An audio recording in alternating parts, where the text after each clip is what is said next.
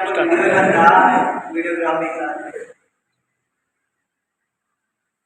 तो बच्चों, आज हम डिस्कस करेंगे पठार पहाड़ और उनमें कुछ मोस्ट इम्पोर्टेंट जो कि हमारे एमटीएस यानी कि एसएससी के हर एग्जाम पीसीएस में आए हुए क्वेश्चन है। पर्वत पठार के बारे में मैंने डिस्कस करके एक पूरा मैप बनाया है। इस मैप से तुम्हें देखने के बाद अच्छे तरीके से याद होगा कि कौन सी चीज कहाँ पर है, इसको तुम्हें लोकेशन भी पता लगा इसके माध्यम से। अब देखो, हम इसके बारे में बात करते हैं। पहले हम बात करते हैं साउथ से। साउथ से जैसे ही चलेंगे तो यहाँ पर तमिलनाडु वाला क्षेत्र पड़ेगा और तमिलनाडु में नॉर्थ टू साइड एक क्वेश्चन एमटीएस में आ चुका है कि नॉर्थ टू साउथ इन श्रेणियों को लिख देगा। जवाबी, सेवाराय, पंचमलाई पहाड़ियाँ, इन पहाड़ियों को आप नॉर्थ टू साउथ लगा के दिखाइए। तो आपको इसी तरीके से लगानी है। जवाबी पहाड़ियाँ, सेवाराय पहाड़ी, पंचमलाई पहाड़ियाँ तमिलनाडु में पाई जाती है। कहाँ पर होती है? तमिलनाडु में। उसी के नीचे आती है नीलगिरी की चोटी। ये नीलगिरी पहाड़ी है, ये नीलगिरी की पहाड़ी है, ये बहुत बड़ी पहाड़ी है, ठीक है, इसको ध्यान रखना है। लेकिन इसकी सबसे ऊंची चोटी जो है उसका नाम है डोडा बेटा, डोडा बेटा चोटी। लेकिन ये दक्षिण भारत की सबसे ऊंची चोटी नहीं है। उसके लिए हमें जाना पड़ता है पश्चिम में, और पश्चिम में आती है अन्नामलाई की पहाड़ी। इस अन्नामलाई की पहाड़ी है अनाईमुडी चोटी। इस अनाईमुडी चोटी को हम दक्षिण भारत की सबसे ऊंची चोटी कहते हैं। चोटी की बात करेंगे तो क्या है? अनाईमुडी है। इसको ध्यान रखना है। लगभग 2900 मीटर ये। इसके बाद सबसे नीचे ऊंचे है सबसे साउथ की पर्वत, मतलब सबसे साउथ की कौन सी है? तो वो कार्डामम है। कार्डामम को इंग्लिश में कार्डामम कहते हैं, हिंदी में इलायची कहते हैं। इसीलिए इलायची की पहाड़ी, क्योंकि सबसे ज्यादा इलायची यहीं पर उत्पादन होता है, इसी इलायची की पहाड़ी है, कार्डामम की पहाड़ियाँ। सतपुड़ा है इस बीच में, सतपुड़ा के ऊपर नॉर्थ में नर्मदा की जो नदी है और सतपुड़ा के नीचे साउथ में ताप्ती नदी है। तो जो नर्मदा नदी है अमरकंटक चोटी से निकलती है। अमरकंटक चोटी से दो नदियां हैं, एक नर्मदा नदी और एक सोन नदी। नर्मदा नदी अरब सागर में गिरेगी और सोन नदी गंगा में मिल जाती है। इतना समझे। उसके बाद इस महाराष्ट्र में कई सारी चोटियां अलग तरीके से हैं, तो हम वहां पर एक महाराष्ट्र का बनाते हैं मैप। ये हमारा महाराष्ट्र है। एमएच से समझ आना ये क्या है?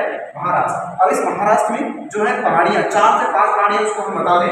एक पहाड़ी लिखनी है आपको हरिश्चंद्र की पहाड़ी, हरिश्चंद्र की पहाड़ी, हरिश्चंद्र की पहाड़ी, सतमाला पहाड़ी, सतमाला पहाड़ी, सतमाला पहाड़ी, ठीक है, इसको समझते रहना। हरिश्चंद्र की पहाड़ी, सतमाला पहाड़ी, मैकाल, मैकाल भी इसी में आ जाएगा और भी इसी काल में डिटेल्स आएंगे तो इसको बता दें। उसके बाद मांडव पहाड़ी गुजरात में पाई जाती है। फिर इसी के नीचे से गिर पहाड़ियां भी पाई जाती हैं।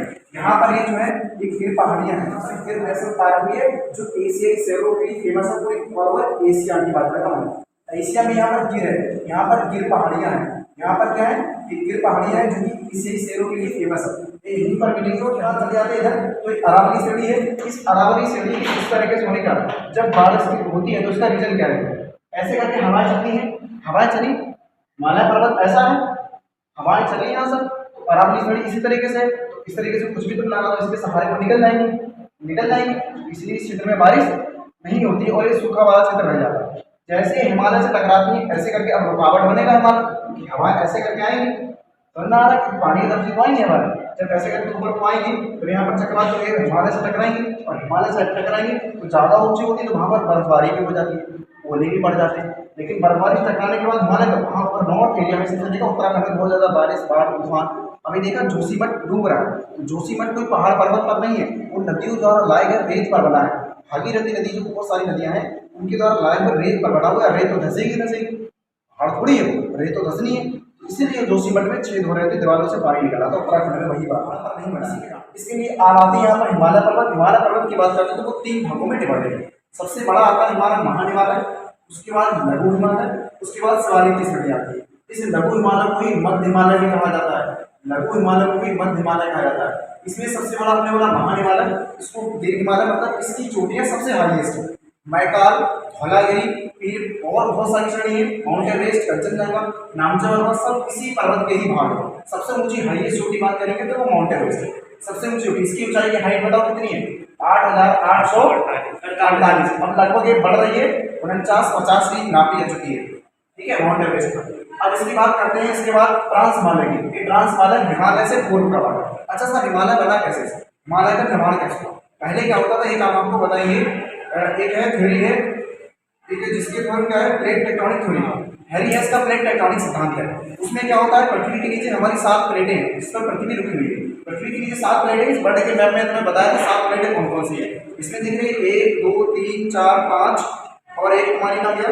1 2 3 4 5 6 और एक अंटार्कटिका 7। इस टाइप से 7 प्लेटें तैर रही है। ये आपस में टकराती है तो इनको दिक्कत होती है, चक्रवात, भूकंप सब कुछ आएगा। अभी हिमालय का निर्माण हुआ, हिमालय से पहले यहाँ पर 33 सागर था, हिमालय तो नहीं, यहाँ पर 33 सागर था, नदियाँ ऊपर से आती थी, इसी तरीके से आती रहती थी, सारी नदियाँ निकलती रहती थी। अब 33 सागर के ऊपर नीचे कभी कि ऐसे करके जो प्लेटें में ना तैर रही है, वो प्लेटें ऐसे करके टकराई नहीं, जब ऐसे टकराई तो आपस में ऐसे करके उड़ गई, तो जब ऐसे उड़ गई तो हिमालय पर्वत का निर्माण हुआ। इसीलिए हिमालय जो है नवीन बलित पर्वत है, लेकिन अरावली क्या है, एक पुराना पर्वत है, ओल्ड है, इसलिए इसका अच्छा वर्धन भी हो रहा है। लेकिन हिमालय पर्वत से पहले यहाँ पर क्या था, 33 सागर, क्या था 33 सागर, इस चीज को समझते हैं। अब हिमालय पर्वत का निर्माण तो हो गया, लेकिन उससे पहले ट्रांस हिमालय बन चुका है, इसीलिए ये चीज पहले आती है। इसको कैसे याद करना है, कलेजा, इसको टेक से याद करना है कि कलेजा आता है। कलेजा का मतलब कराकोरम, लद्दाख, 50 का, समझ रहे हो। ऐसे ही पता करना, लद्दाख के जस्ट नीचे सिंधु नदी बहती है। अब सिंधु की साइड बहुत सारी नदियां हैं, तुम्हें नॉर्थ की भी याद करनी, साउथ की भी याद करनी। सिंधु समझौता कब हुआ था पता है किसी को, 1960 में हुआ था। किसने कराया, वर्ल्ड बैंक ने कराया। सिंधु समझौता वर्ल्ड बैंक ने कराया था। इस वर्ल्ड बैंक में सिंधु समझौते में सिंधु नदी की कुछ नदियां हैं जो सहायक नदियां हैं, इसमें से कुछ पश्चिम की नदियां हैं, वो पाकिस्तान उस पानी का उपयोग करेगा, और पूरब की नदियां उसका क्या है 40 और 60% का केस है। 40-60% का मतलब ये कि जो पश्चिम की नदियां हैं उसका 60% पानी का यूज पाकिस्तान करेगा, 40% हम करेंगे। लेकिन पूरब की नदियों का यूज उसमें से 60% हम करेंगे और 40% पाकिस्तान करेगा। इसमें क्या है, अगर मान लीजिए सब नदियों पर हमने रोक के बांध बना दिया और कभी भी हम दोनों की दुश्मनी हुई, हमने बांध को खोल देंगे, पूरा पाकिस्तान ढह सकता है, समझ रहे हो। यही केस ब्रह्मपुत्र नदी पर चाइना करता है हमारे साथ, लेकिन हमने वर्ल्ड बैंक के साथ समझौता करा, इसलिए हम ये काम नहीं कर सकते। इसी ने सबके साथ होना चाहिए, सबके भले के लिए होता है। यही काम जो सामको नदी निकलती है तिब्बत से, इसमें तिब्बत को सामको कहते हैं, नामचा पर्वत से होते हुए ब्रह्मपुत्र नदी प्रवेश करती है, तो इसको बांग्लादेश का जमुना कहते हैं। गंगा नदी इधर से होते हुए आती है,